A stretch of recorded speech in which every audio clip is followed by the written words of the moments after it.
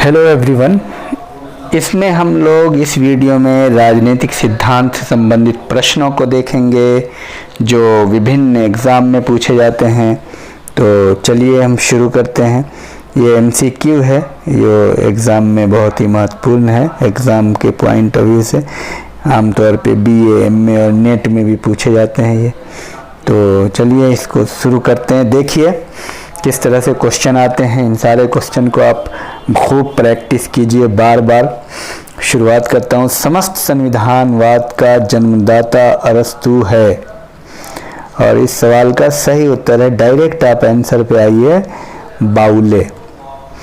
Next question है, इसमें option तो बहुत सारे, लेकिन डायरेक्ट फैक्ट के क्वेश्चन में आपको आंसर को याद करना है। न्यू एस्पेक्ट्स ऑफ पॉलिटिक्स पुस्तक के लेखक कौन है? इसमें भी डेविड टूमैन, मॉरियम, उसके बाद Graham well, James Bryce option में, लेकिन सही उत्तर है मॉरियम। डायरेक्ट आप उत्तर याद कीजिए क्योंकि इसमें ऑप्शन देखने की ज़रूरत नहीं है। शक्ति राजनीति से पृथक नहीं की जा सकती, ये किसका कथन है? ये कथन है बेकर का। और चलिए आगे बढ़ते हैं। शक्ति एक बड़ा जटिल जाल है। शक्ति एक बड़ा जटिल जाल है, ये कथन है रॉबर्ट डहल का, डहल साहब का है। मानव समाज संप्रेषण का जाल है, ये किसने कहा? लुइसिफ पाई ने। लुइसिफ पाई। राजनीतिक विकास समाज के उच्च स्तरीय अनुकूलन के प्रति अनुकूलन की क्षमता है, ये किसकी परिभाषा है? तो ये परिभाषा है मैकेंजी की। इसको आपको रट जाना है, ये एग्जाम में खूब आ रहे हैं। और सत्ता संस्थापक शक्ति है, किसका कथन है? वायस्टेड का है। सत्ता संस्थापक शक्ति है। और लेवियांथन किसकी रचना है? तो लेवियांथन जो है हॉब्स की रचना है। द ह्यूमन कंडीशन किसकी कृति है? तो यह है अन्ना ओरेंट की। इसको आपको रटना है। आगे बढ़िए। राजनीतिक सिद्धांत के क्षेत्र की कोई सही परिभाषा नहीं है, किसने कहा? ये बात आइंस्टीन ने कही है। राजनीतिक सिद्धांत राज विज्ञान की वो शाखा है जिसकी परिभाषा राज के विज्ञान के रूप में की जाती है। राज के विज्ञान बहुत सरल परिभाषा है। ये परिभाषा किसने की? गेटेल ने की। आगे बढ़िए। राजनीति से अभिप्राय उस संघर्ष से है जो निर्णय से पूर्व होता है, और उस नीति से है जिसे लागू किया जाता है। ये कथन किसका है? तो ये कथन है डी जुविनेल का। बस इसको आपको रट जाना है, बार बार प्रैक्टिस करना है। खूब प्रैक्टिस कीजिए तभी रिजल्ट सही होगा। आगे आइए। राजनीतिक सिद्धांत स्वतंत्रता एवं संप्रभुता का विज्ञान है, ये कथन किसका है? तो ये कथन है बर्गेस का। International encyclopedia of social science किसकी रचना है? तो ये है अर्नोल्ड ब्रैख्त की रचना। संपूर्ण राजनीतिक इतिहास का ही दर्शन है। संपूर्ण राजनीति इतिहास का ही दर्शन है, ये कथन है लास्की का। लास्की का कथन है। व्यवहारवाद एवं वैज्ञानिक मनोदशा और मनोविरीति है, ये किसका कथन है? ये है रॉबर्ट डहल, बहुत बड़े राजनीतिक विज्ञानी हैं।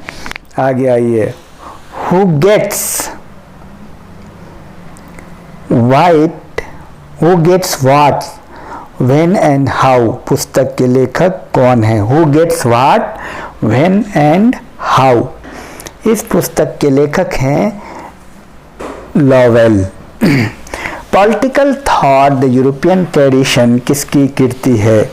तो ये है मेयर की कृति। तो इसको मैं अच्छे से बता दूं कि ये जो प्रैक्टिस सेट है ये प्रैक्टिस सेट तो आप करें, बहुत अच्छी बात है, लेकिन साथ साथ में जब आप प्रैक्टिस सेट करते हैं तो आपका थ्योरी का भी कॉन्सेप्ट क्लियर होना ज़रूरी है। बिना कॉन्सेप्ट के अगर आप प्रैक्टिस सेट करेंगे तो प्रैक्टिस सेट ज़्यादा याद नहीं होगा।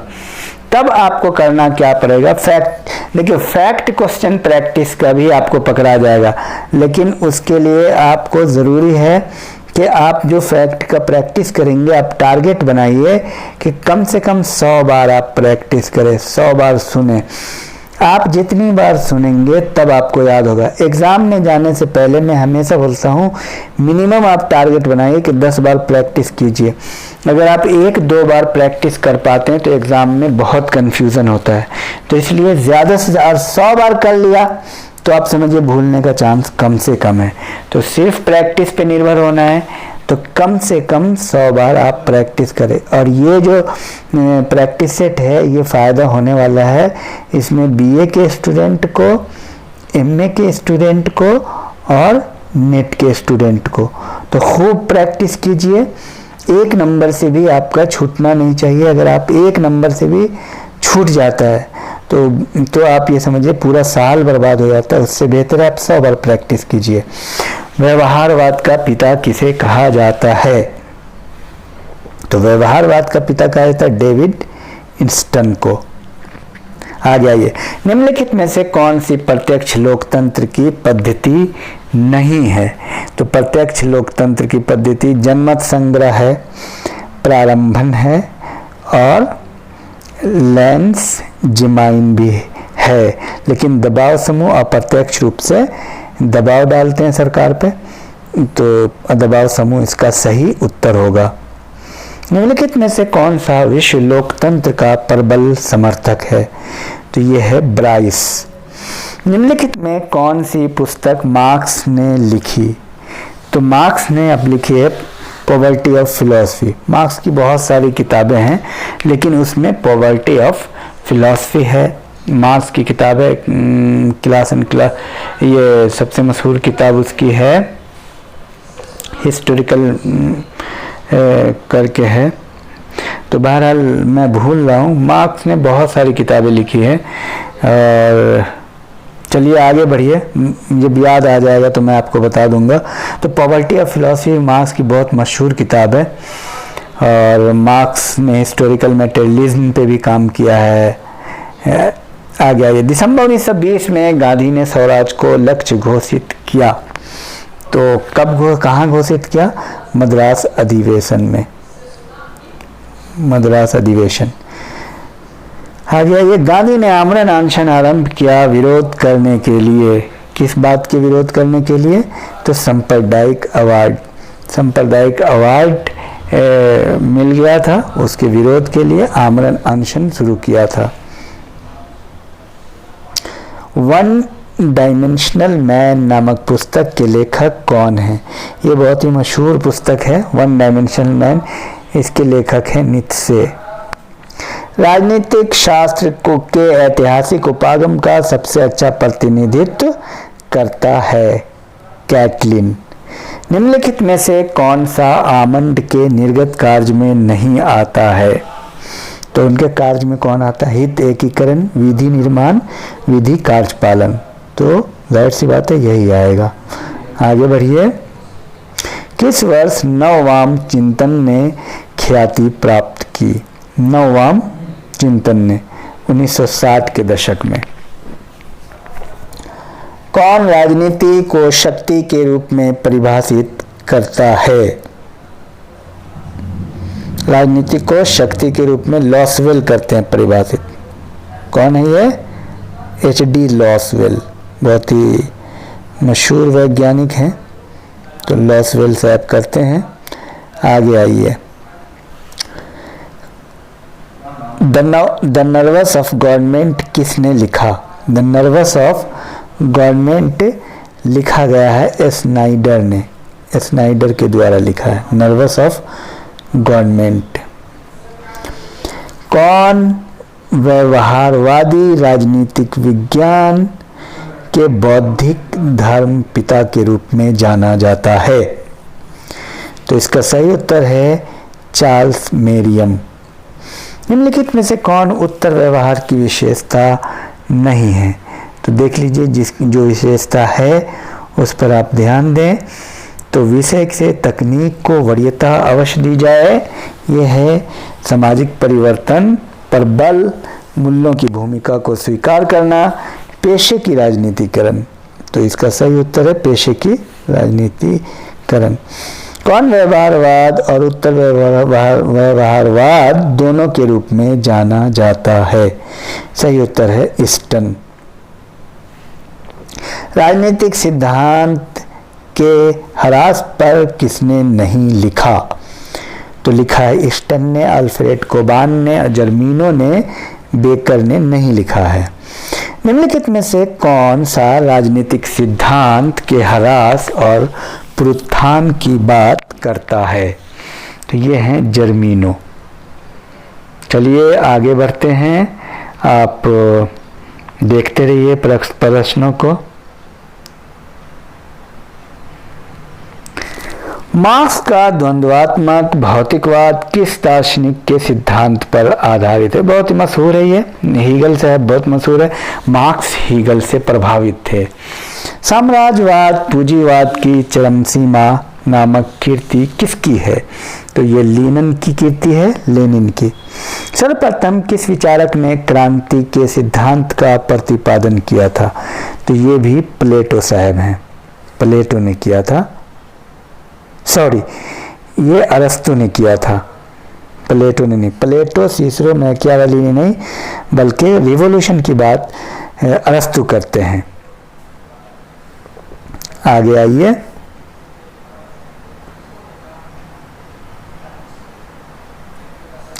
कृषक क्रांति को सर्वाधिक महत्व किसने दिया? तो कृषक क्रांति को सर्वाधिक महत्व माओ त्से तुंग ने दिया।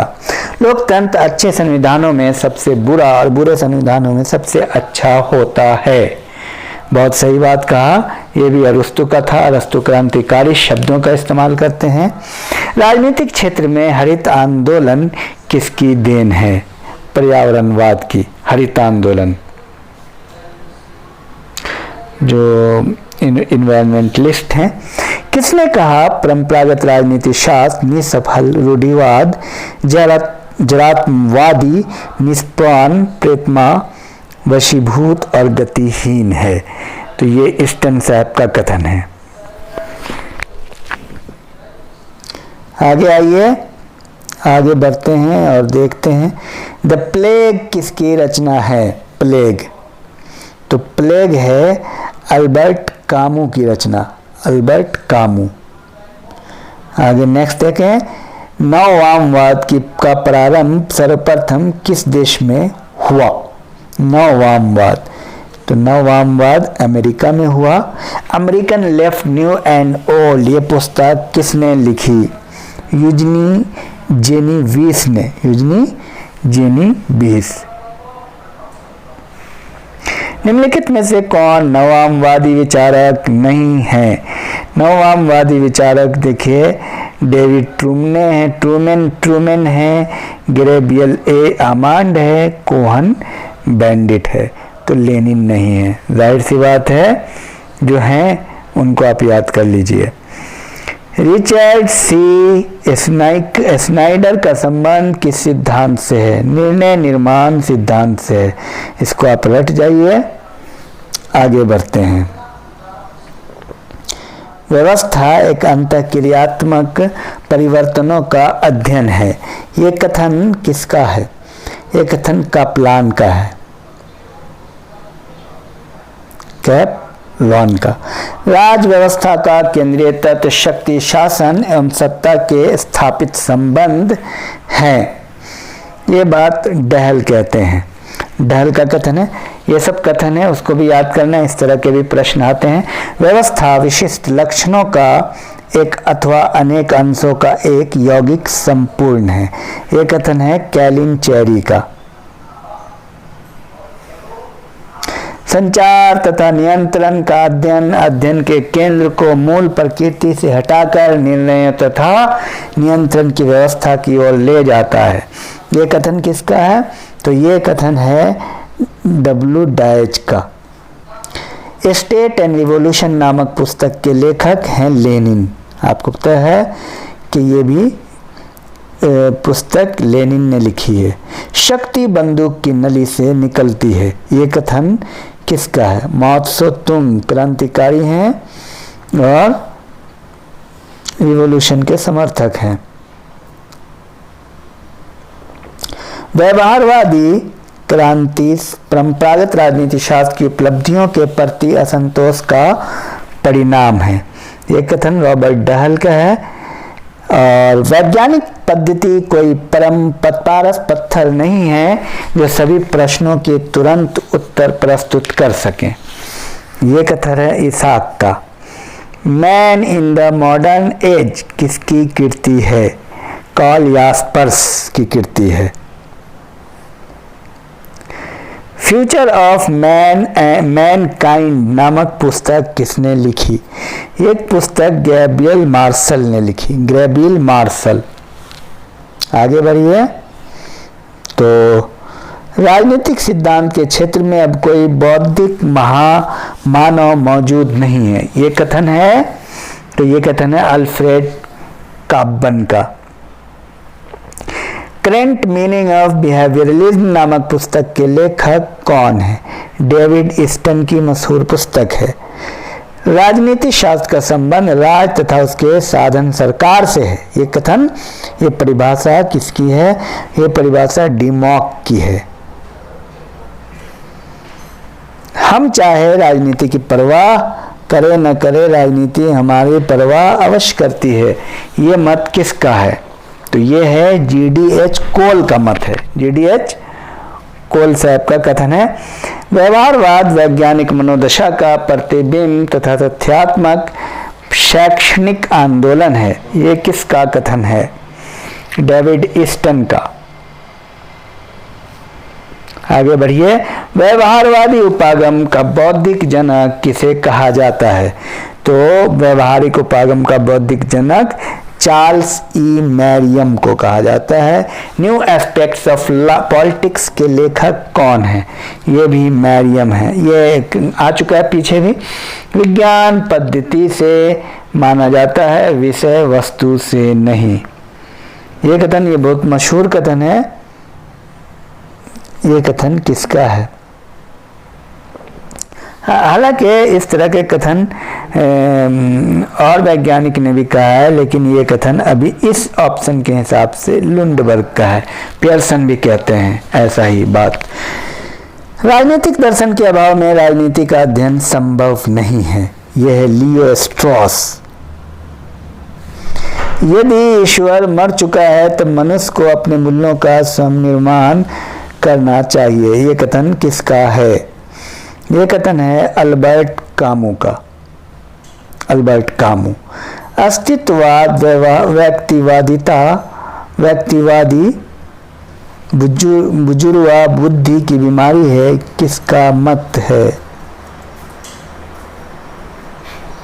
अच्छा आगे बढ़िए, इसमें ऑप्शन ही नहीं है। दबाव गुटों का दोष नहीं है, दबाव गुटों का दोष नहीं है। तो इस दबाव गुटों का दोष है सामान्य हितों की हानि की संभावना, विभिन्न गुटों में संघर्ष की स्थिति, साधनों के बल पर अनुचित मांगों की पूर्ति, सर्वतोन्मुखी विकास में बाधा। ये है इसका सही उत्तर कि दबाव गुट का ये दोष नहीं है, सबके विकास में बाधा नहीं होती। तो आगे बढ़िए। दबाव समूह जिसको प्रेशर ग्रुप कहते हैं, दबाव समूह ऐसा संगठित समूह है जो अपने सदस्यों को सरकारी पदों पर बिठाए बिना सरकारी निर्णय को प्रभावित करने की इच्छा रखता है, ये कथन है जेगलर का। यहाँ पे देखिए, इसको बोलते हैं प्रेशर ग्रुप, कि ये सरकार पे एक प्रेशर डालता है दबाव समूह। चलिए आगे बढ़ते हैं। दबाव समूह ऐसे लोगों का औपचारिक संगठन है जिसके एक अथवा अधिक समान उद्देश्य या स्वार्थ होते हैं और जो घटनाओं के क्रम की उपक्रम को विशेष रूप से सार्वजनिक नीति के निर्माण और प्रशासनिक कार्यों को इसलिए प्रभावित करने का प्रयत्न करते हैं कि अपने हितों की रक्षा एवं वृद्धि कर सके। कथन किस विद्वान का है? ऑडीगार्ड का है। ये कथन है ऑडीगार्ड का। आगे बढ़िए। दबाव समूह के लक्षण हैं। तो दबाव समूह के लक्षण हैं औपचारिक या अनौपचारिक रूप से संगठित, ये दोनों तरीके से हो सकती है, संगठित औपचारिक तरीके से भी, अनौपचारिक। संवैधानिक और असंवैधानिक साधनों का प्रयोग, राजनीति और प्रशासन में परोक्ष भूमिका, मतलब हर तरह से ये दबाव डालने की कोशिश करती है सरकार पर। उपर्युक्त सभी सही आंसर है। दबाव समूह सभी राजनीतिक व्यवस्था में, यहाँ तक कि सर्वाधिकारवादी राज्यों में भी पाए जाते हैं। केवल यह तथ्य कि दबाव समूह साम्यवादी राज्यों में भी होते हैं इसकी सर्वव्यापकता का प्रमाण है। कथन किसका है? रॉबर्ट सी बोन का कथन है। चलिए आगे बढ़ते हैं। साधारण बोलचाल की भाषा में लोकमत का अभिप्राय है जनता का मत। लोकमत का मतलब जनता का मत। आगे आइए।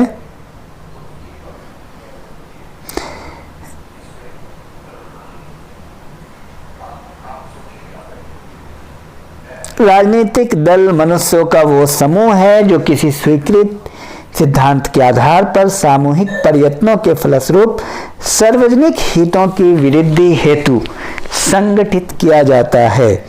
ये परिभाषा किसकी है? ये है बर्क की परिभाषा।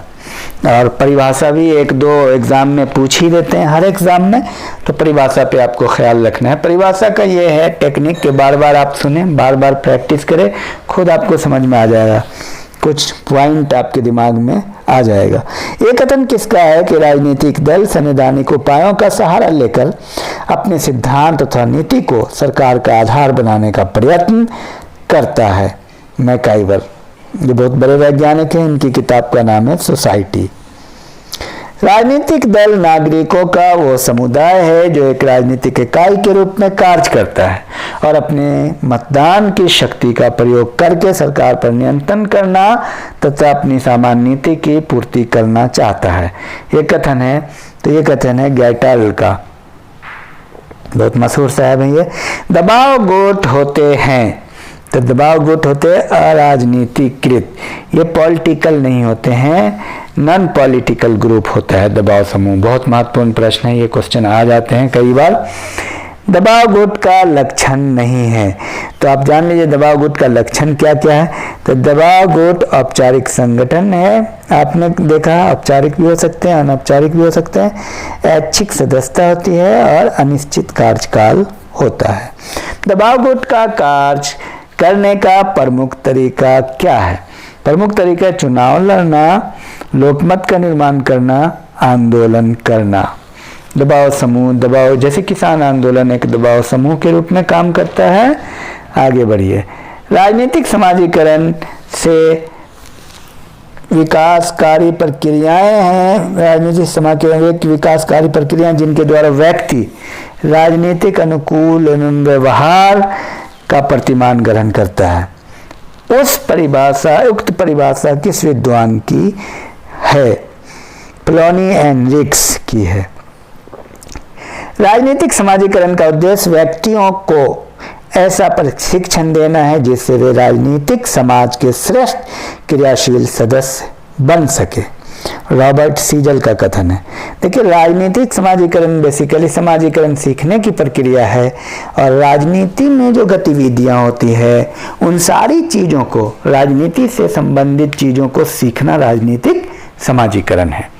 राजनीतिक विज्ञान में समाजीकरण को सर्वप्रथम व्यवस्थित रूप से प्रस्तुत किया था रॉबर्ट हाइमैन ने।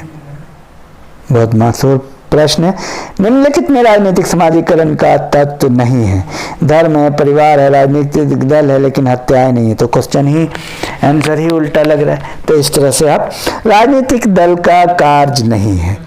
राजनीतिक दल का कार्य शासन का संचालन नहीं है, शासन की आलोचना है, शासन को अस्थिर करना नहीं है, लोकमत का निर्माण है। इसको सही से देख लीजिएगा और बेहतरीन है, बहुत बेहतरीन क्वेश्चन है। राजनीतिक दल के कार्य नहीं है पूछ दिया है, तो है क्या? शासन संचालन कौन कर रहा है? राजनीति शासन की आलोचना भी करता है विपक्ष में बैठ के, लेकिन अस्थिर नहीं करता, लोकमत का भी निर्माण करता। आगे आइए, राजनीतिक दलों का कार्य है सत्ता का वैधीकरण, समाज का एकीकरण, नीतियों का कार्यक्रम, नीतियों तथा कार्यक्रमों का उत्पादन, उपयुक्त सभी। सही है। किसने कहा था राजनीतिक दल मतदाताओं की भीड़ से उत्पन्न अव्यवस्था को व्यवस्था का रूप देते हैं? लॉर्ड ब्राइस ने कहा था। बहुत महत्वपूर्ण प्रश्न है ये। राजनीतिक दलों की उत्पत्ति हुई है, ये क्वेश्चन आर्थिक हितों के कारण। आगे आइए, राजनीतिक संस्कृति की अवधारणा किसकी देन है? अब ये एक अलग टॉप, पॉलिटिकल कल्चर इसको कहते हैं, पॉलिटिकल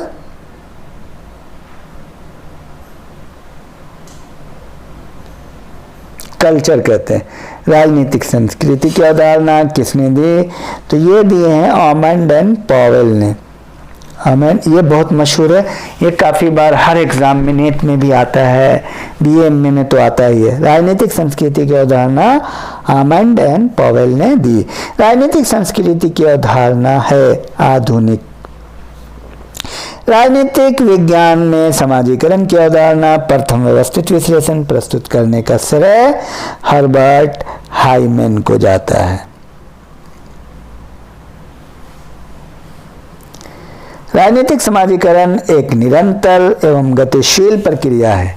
राजनीतिक समाजीकरण के इस लक्षण पर सबसे अधिक बल देने वाले लेखक कौन है? ऑमंड और पॉवेल, चूंकि इन्होंने ही दिया है सबसे पहले और ये इन्होंने काफी इस पे लिखा है। राजनीतिक समाजीकरण की प्रक्रिया की मुख्य विशेषता है राजनीतिक संस्कृति का अनुरक्षण एवं परिवर्तन।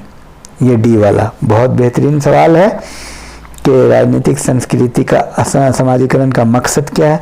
राजनीतिक समाजीकरण वो तरीका है जिसके द्वारा समाज राजनीति संस्कृति को एक पीढ़ी से दूसरी पीढ़ी में हस्तांतरित करती है।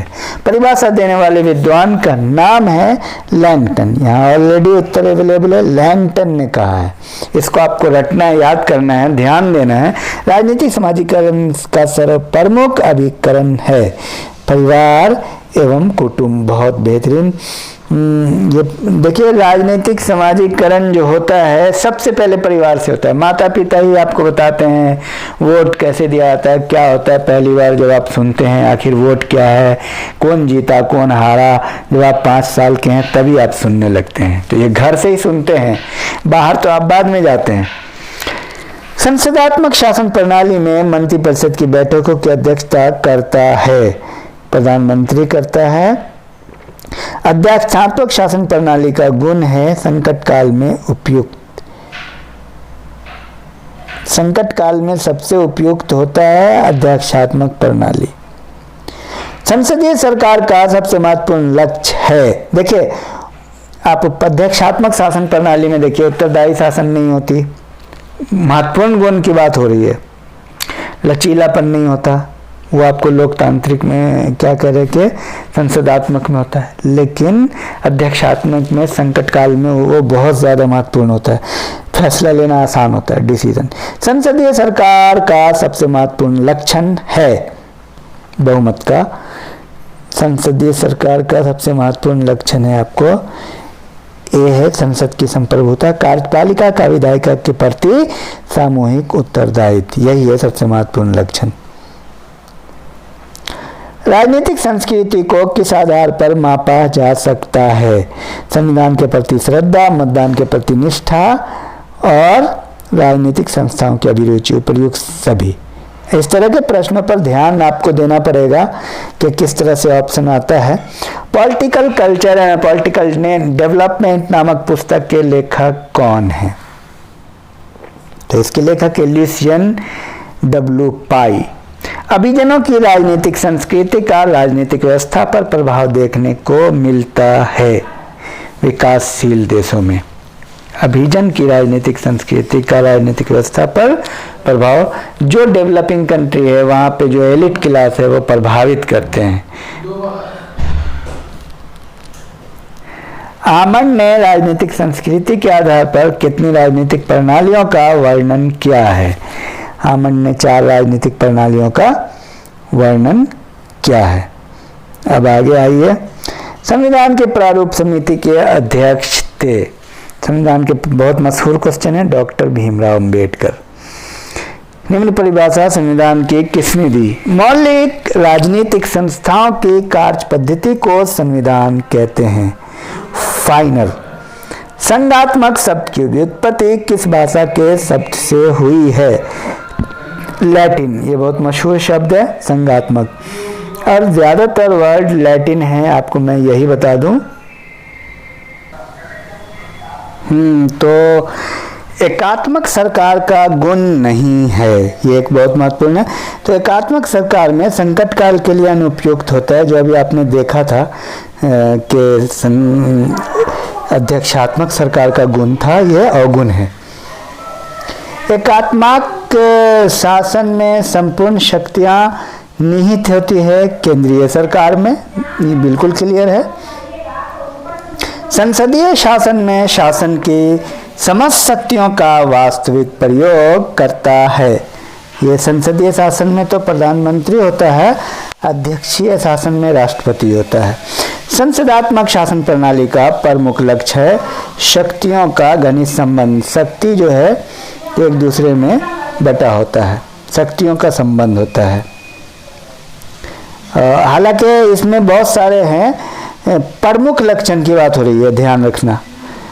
इसमें शक्तियों का पृथक्करण भी होता है, लिखित संविधान भी होता है, न्यायिक पुनरीक्षण भी होता है, लेकिन शक्तियों का घनिष्ठ संबंध हर जगह होता है। आधुनिक संदर्भ में संविधान शब्द का प्रथम बार प्रयोग किया था 18वीं शताब्दी में। लिखित संविधान की परिभाषा किसने दी?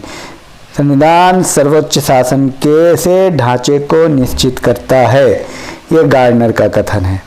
लिखित संविधान के गुण हैं, लिखित संविधान के गुण सुस्पष्ट एवं लिखित, बहुत सही, नागरिकों के अधिकार की सुरक्षा और स्थायीपन होता है। श्रेष्ठ संविधान के गुण हैं निश्चित एवं स्पष्टता, परिवर्तनशीलता, संक्षिप्त भी हो और चेंजेबल नेचर हो। जबकि आपको पता है भारतीय संविधान सबसे बड़ा, सबसे लचीला भी है और सबसे बड़ा भी है दुनिया में। भारत का संविधान कब संविधान सभा द्वारा पास किया गया? 26 नवंबर 1949। ये बहुत महत्वपूर्ण है, याद कर लीजिएगा। आगे आइए। संविधान सभा के अध्यक्ष थे राजेंद्र प्रसाद। इसमें संविधान सभा के अस्थायी अध्यक्ष सच्चिदानंद सिन्हा थे, उसके बाद राजेंद्र प्रसाद बने, बाद में राष्ट्रपति बने। संविधान निर्माण में लगा समय है 2 वर्ष 11 महीना 18 दिन। 2 वर्ष 11 महीना 18 दिन और आंसर होगा। और आगे बढ़िए। किस निम्न परिभाषा संविधान की किसने दी? संविधान राज्य के कार्य और नागरिकों के अधिकार की निश्चित करता है। डायसी। संविधान उन लिखित या अलिखित नियमों अथवा कानूनों का समूह होता है जिनके द्वारा सरकार का संगठन, सरकार की शक्तियों, विभिन्न अंगों के वितरण, इन शक्तियों के प्रयोग के समान सिद्धांत निश्चित किए जाते हैं। संविधान की परिभाषा गिलक्राइस्ट की है। संविधान उस जीवन का प्रतीक है जो किसी राज व्यवस्था के लिए अपनाई जाती है, ये अरस्तु का कथन है। सबको आपको रटना है, 1-2 परिभाषा पूछ ही देता है, उस पर आपको ध्यान देना है। संविधान आधारभूत राजनीतिक संस्थाओं की व्यवस्था है, डायसी का कथन है। ब्रिटेन का प्रधानमंत्री नियुक्त किया जाता है, जाहिर सी बात है, लोकतंत्र है, जनता द्वारा। प्रधानमंत्री नियुक्त डायरेक्ट जनता द्वारा होता है। जनमत संग्रह संबंधित है स्विट्जरलैंड से, बहुत मशहूर है। आधुनिक लोकतंत्र पुस्तक लिखी थी लॉर्ड ब्राइस ने। अमेरिकन प्रेसिडेंसी नामक पुस्तक लिखी थी लास्की ने लिखी थी। आगे आइए, और फिलिप्स्टर संबंधित है अमेरिका से। अमेरिका के उपराष्ट्रपति का कार्यकाल होता है 4 वर्ष। किसने कहा था किसी राज्य के ढांचे को उसका शासन विधान कहा जाता है? ये बात कहे थे जेलिनेक ने। किसने कहा था संविधान बुद्धि और आकस्मिकता की संतान है? ये बात ब्राइस ने कहा था। ब्राइस। अमेरिका में सीनेट के सदस्यों की संख्या होती है 100। निम्नलिखित में से कौन प्रत्यक्ष प्रजातंत्र से संबंधित नहीं है? वापसी, जनमत संग्रह, आरंभिक, ये सब अप्रत्यक्ष है। उपर्युक्त में से कोई नहीं अप्रत्यक्ष प्रजातंत्र से जुड़ा हुआ है।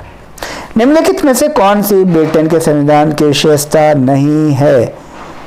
संसदात्मक शासन है, लचीला संविधान है और अलिखित है, लेकिन अध्यक्षात्मक शासन नहीं है। अध्यक्षात्मक शासन कहाँ है?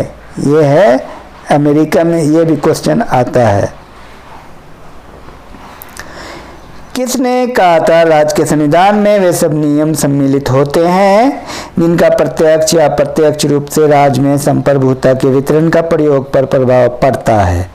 यह कथन है डायसी का। डायसी ने कहा था।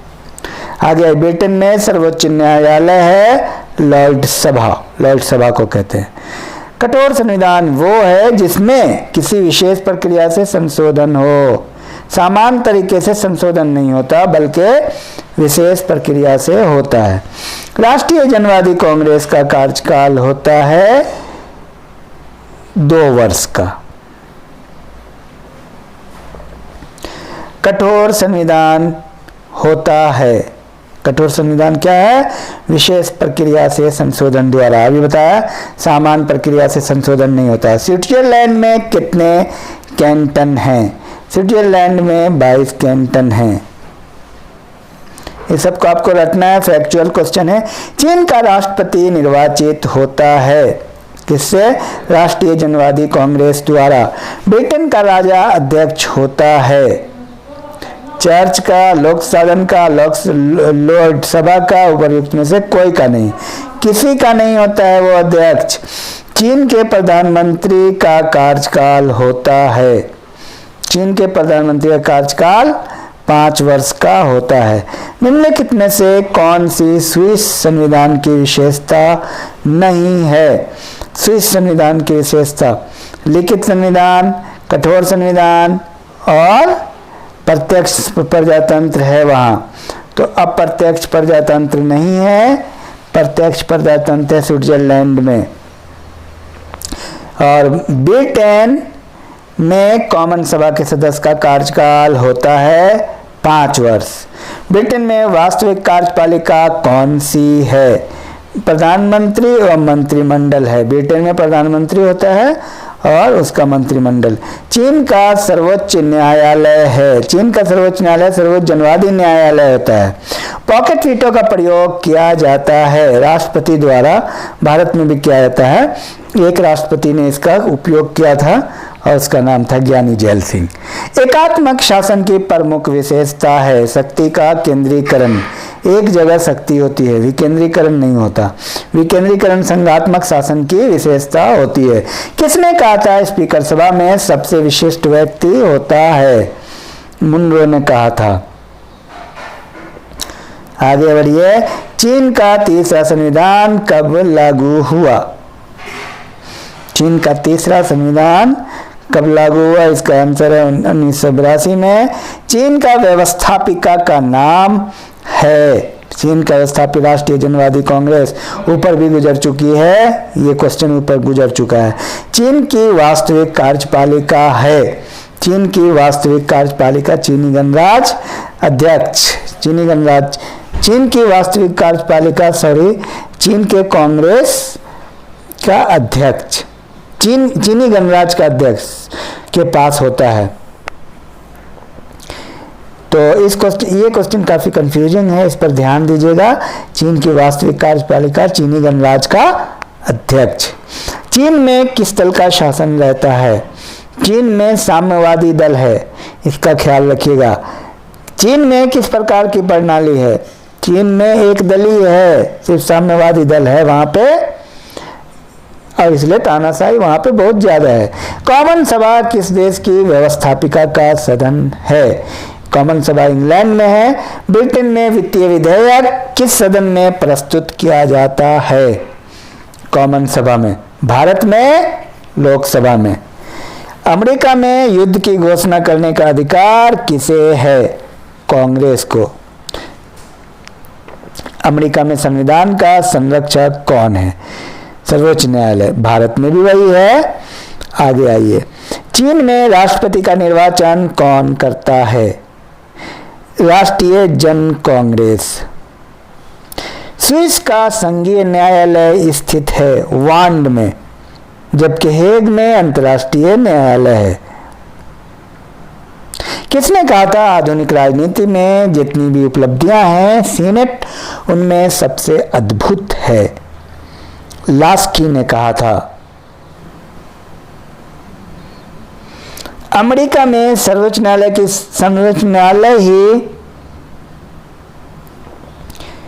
ही संविधान है, ये किसका कथन है? अमेरिका में सर्वोच्च न्यायालय ही संविधान है, ये कथन है फ्रैंकफर्ट का। फेडरलिस्ट किसकी कीर्ति है? यह है ऑग की। फेडरलिस्ट ऑग की कीर्ति है। अमेरिका में कांग्रेस के उच्च सदन का नाम क्या है? उच्च सदन का नाम सीनेट है। अमेरिका सीनेट का कार्यकाल क्या है? 6 वर्ष। टिक लगा हुआ है। अमेरिका के निम्न सदन को कहते हैं प्रतिनिधि सभा। और स्विस संविधान में कितने अनुच्छेद हैं? स्विस संविधान में 123 अनुच्छेद हैं। स्विस राष्ट्रीय परिषद का कार्यकाल है 4 वर्ष का। स्विस राष्ट्रीय परिषद के सदस्यों की संख्या है 44। स्विस फेडरल काउंसिल के सदस्यों की संख्या है 7। स्विस संघीय न्यायालय न्यायपालिका के न्यायाधीशों का कार्यकाल 6 वर्ष। चीन में पहला लिखित संविधान कब लागू हुआ? 1954। चीन का दूसरा संविधान कब बना? 1975। आगे आए। विधायिका सरकार के प्रमुख आधार का निर्माण करती है। न्यायपालिका छोटे आधार का और कार्यपालिका अंत का। ये मत किसका है? गिलक्राइस्ट का। निरंतर जागरूकता ही स्वतंत्रता का सच्चा मूल्य है, ये कथन है वाशिंगटन का। कार्यपालिका को एकात्मक और व्यवस्थापिका को बहुसंख्यक होना चाहिए, ये कथन है फाइनर का। बहुत बार आता है इस तरह का। किस देश की संसद को संसदों की जननी कहा जाता है? इंग्लैंड की। इंग्लैंड स्वतंत्रता का निवास स्थान है, मिल्टन ने कहा। इंग्लैंड में संविधान जैसी कोई वस्तु नहीं, डी टॉकविल का कथन है। क्राउन एक कृत्रिम विधि व्यक्ति है जो न कभी शरीर धारण करता है और न कभी मरता है। क्राउन के बारे में कहा जा रहा है, तो ये है मुनरो ने कहा। मंत्रिमंडल ब्रिटेन के राजनीतिक भवन की आधारशिला है, ये कथन है लॉवेल का। संसद की संप्रभुता लोक सदन में निवास करती है, ये कथन है न्यूमैन का। ब्रिटिश शासन नौसिखियों का शासन है, ये कथन है सिडनी लो का। आगे बढ़िए, थोड़ा देख लें कुछ और क्वेश्चन ताकि आपको फायदा हो जाए। मॉडर्न डेमोक्रेसी किसकी रचना है? मॉडर्न डेमोक्रेसी ब्राइस की रचना है। गवर्नमेंट बाय द पीपल पुस्तक के लेखक कौन है? इस पुस्तक के लेखक है बर्न्स पेल्टासन। अमेरिका के पहले राष्ट्रपति थे वाशिंगटन। संसार के किस देश को प्रजातंत्र का घर कहा जाता है? स्विट्जरलैंड को। चीन में किस राजनीतिक दल की तानाशाही है? साम्यवादी दल की। बहुत मशहूर क्वेश्चन है। चीन में। किस देश की कार्यपालिका बहुदलीय है? स्विट्जरलैंड।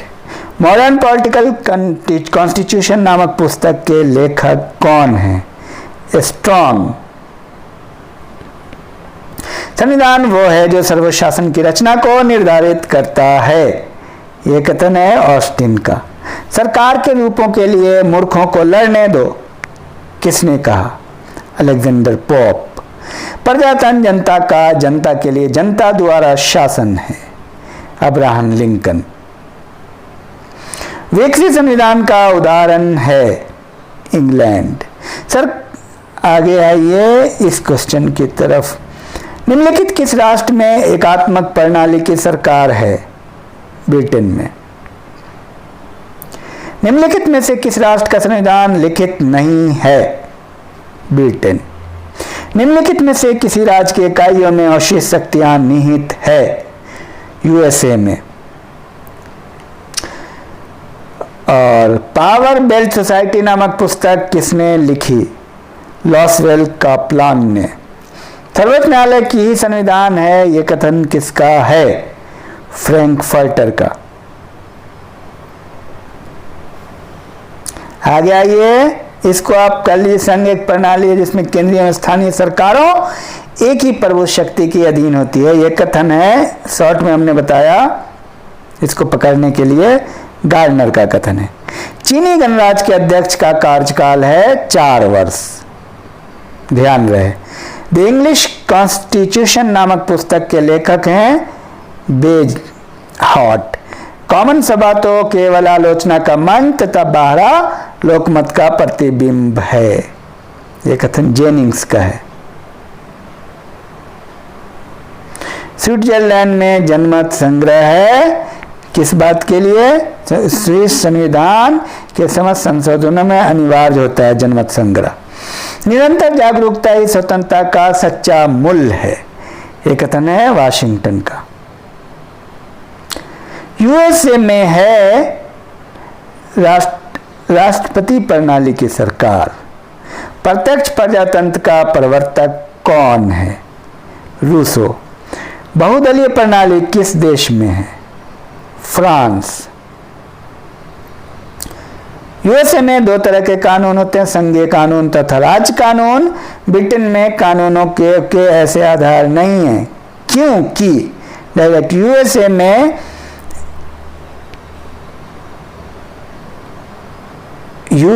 में संघीय प्रणाली की सरकार, जबकि ब्रिटेन में एकात्मक प्रणाली की सरकार है। बहुत महत्वपूर्ण है। शक्तियों के पृथक्करण का सिद्धांत का प्रतिपादक है मॉन्टेस्क्यू। स्विट्जरलैंड में प्रत्यक्ष लोकतंत्र के सफलतापूर्वक कार्य करने के पीछे कौन सा कारक जिम्मेदार है? दलगत भावना का अभाव। निम्नलिखित में से किस में संघीय सरकार है? यूएसए में। इतना ही रहने दिया जाए तो नेक्स्ट वीडियो में हम लोग और भी बहुत सारे कलेक्शन है, उनको हम देखेंगे। All the best.